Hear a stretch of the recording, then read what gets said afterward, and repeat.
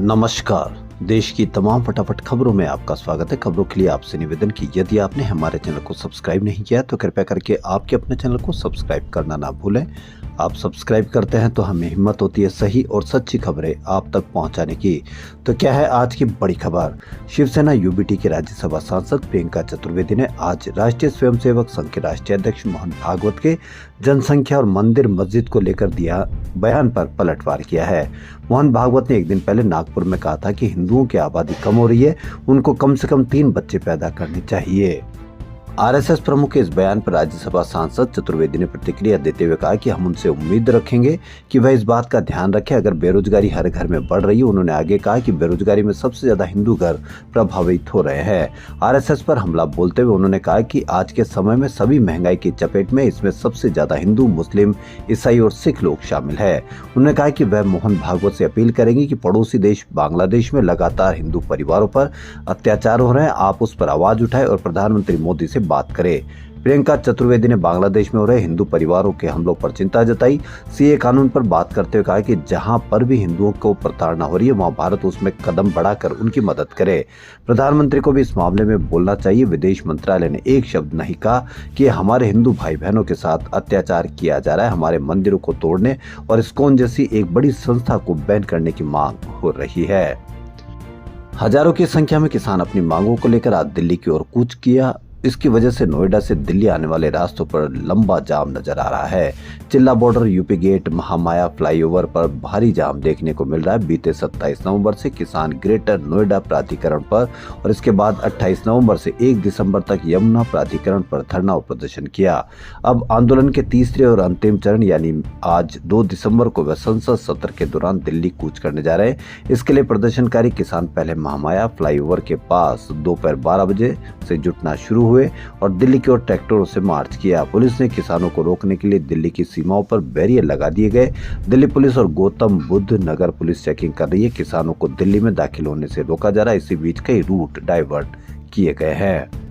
दिल्ली विधानसभा चुनाव से पहले तमाम दलों की तरफ से तैयारियां शुरू कर दी गई। इसी बीच यूपीएससी कोचिंग के संचालक और सोशल मीडिया स्टार अवध ओझा ने सोमवार यानी आज आम आदमी पार्टी का दामन थाम लिया। अवध ओझा ने भी एक दौर में सिविल सर्विस एग्जाम की तैयारी की थी, लेकिन उन्हें सफलता नहीं मिली थी। इसके बाद उन्होंने शिक्षक के रूप में नौकरी करनी शुरू की। वो कई बड़े कोचिंग संस्थानों में पढ़ा चुके हैं। दिल्ली में उनके 2 कोचिंग संस्थान हैं, IQRSIS और दूसरी कोचिंग संस्थान का नाम अवध ओझा क्लासेस है। अवध ओझा अपने कोचिंग संस्थान के अलावा सोशल मीडिया के भी स्टार रहे हैं। अवध ओझा के पिता श्री माता प्रसाद ओझा उत्तर प्रदेश में पोस्ट मास्टर हुआ करते थे। उन्होंने अपनी पत्नी अर्थात अवध ओझा की मां को पढ़ा लिखा कर वकील बनाने के लिए 5 एकड़ जमीन बेच दी थी। उत्तर प्रदेश के संभल जिले में 24 नवंबर को भड़की हिंसा के बाद विपक्षी पार्टी के नेताओं को सुरक्षा कारणों से संभल जाने से रोक दिया गया। इसे लेकर आज लोकसभा और राज्यसभा में विपक्षी सदस्यों ने जमकर हंगामा किया। सदन में कांग्रेस और समाजवादी पार्टी समेत विपक्षी दलों के सदस्यों ने संभल हिंसा से संबंधित मुद्दे को उठाने की कोशिश की और जमकर हंगामा किया। उधर कई विपक्षी नेताओं को यूपी पुलिस ने लखनऊ में ही रोक दिया। कांग्रेस के प्रदेश अध्यक्ष अजय राय ने संभल जाने से रोके जाने पर कहा कि प्रशासन ने 30 नवंबर तक की रोक लगाई थी, इसलिए कांग्रेस ने 26 नवंबर को प्रशासन को बताया था कि कांग्रेस का प्रतिनिधिमंडल 1 दिसंबर को संभल जाएगा। उन्होंने कहा कि कांग्रेस का प्रतिनिधिमंडल आज गांधीवादी तरीके से संभल जाने की कोशिश करेगा। अगर प्रशासन ने आज नहीं जाने दिया तो इसके बाद संभल जाएंगे, लेकिन जाकर रहेंगे। वहीं घटना की वजह जी रिपोर्ट्स कांग्रेस नेतृत्व को देना चाहते हैं। अजय राय ने संभल की घटना को बीजेपी का षड्यंत्र बताया। संसद के शीतकालीन सत्र में लगातार 5वें दिन भी हंगामा पर विपक्ष ने लोकसभा और राज्यसभा दोनों सदन में अडानी और संभल मुद्दा उठाया। विपक्षी नेताओं ने वी वांट जस्टिस के नारे लगाए। बैठक से पहले इंडिया ब्लॉक के नेताओं ने राज्यसभा में विपक्ष के नेता मल्लिकार्जुन खड़गे से मुलाकात की। इस लोकसभा पे विपक्ष के नेता राहुल गांधी भी शामिल हुए। वहीं टीएमसी नेताओं ने कहा कि सदन में बेरोजगारी, मणिपुर, महंगाई जैसे मुद्दों पर चर्चा करना चाहते हैं, जबकि कांग्रेस अडानी के मुद्दे पर हंगामा कर रही है। उधर सदन की कार्रवाई ठीक से नहीं चलने को लेकर लोकसभा स्पीकर ने पक्ष और विपक्ष के फ्लोर लीडर्स की मीटिंग बुलाई। मीटिंग में तय हुआ कि 3 दिसंबर से दोनों सदन ठीक प्रकार से चलाए जाएंगे।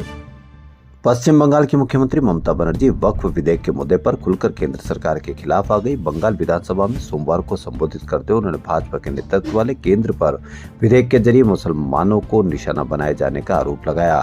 उन्होंने संशोधन विधेयक के पास होने पर भी शंका जताई। ममता ने वक्फ विधेयक पर पेश हुए प्रस्ताव पर बहस के दौरान कहा कि केंद्र सरकार ने इस मुद्दे पर राज्य सरकारों को नजरअंदाज किया। उन्होंने कहा कि केंद्र ने उनसे वक्फ विधेयक पर चर्चा नहीं की।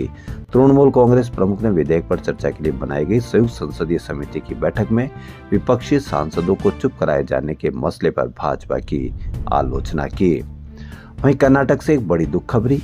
कर्नाटक के हासन जिले में अपनी पहली तैनाती को लेकर कार्यभार संभालने जा रहे भारतीय पुलिस सेवा आईपीएस के एक अधिकारी की दुर्घटना में मौत हो गई। पुलिस ने बताया कि कर्नाटक कैडर के 2023 बैच के आईपीएस अधिकारी हर्षवर्धन मध्य प्रदेश के रहने वाले थे। पुलिस ने बताया कि दुर्घटना रविवार शाम को हुई। उन्होंने बताया कि हासन तालुके के किट्टाने के निकट पुलिस वाहन का टायर फट गया, जिसके बाद चालक ने नियंत्रण खो दिया और वाहन सड़क किनारे एक मकान और पेड़ से टकरा गए। पुलिस के अनुसार वर्धन होलेन सिपुर में परिवीक्षाधीन सहायक पुलिस अधीक्षक के रूप में ड्यूटी पर रिपोर्ट करने के लिए हासन जा रहे थे। पुलिस के एक वरिष्ठ अधिकारी ने बताया कि वर्धन के सिर पर गंभीर चोट आई और इलाज के दौरान अस्पताल में उनकी मौत हो गई, जबकि चालक मंजेगौड़ा को मामूली चोट आई।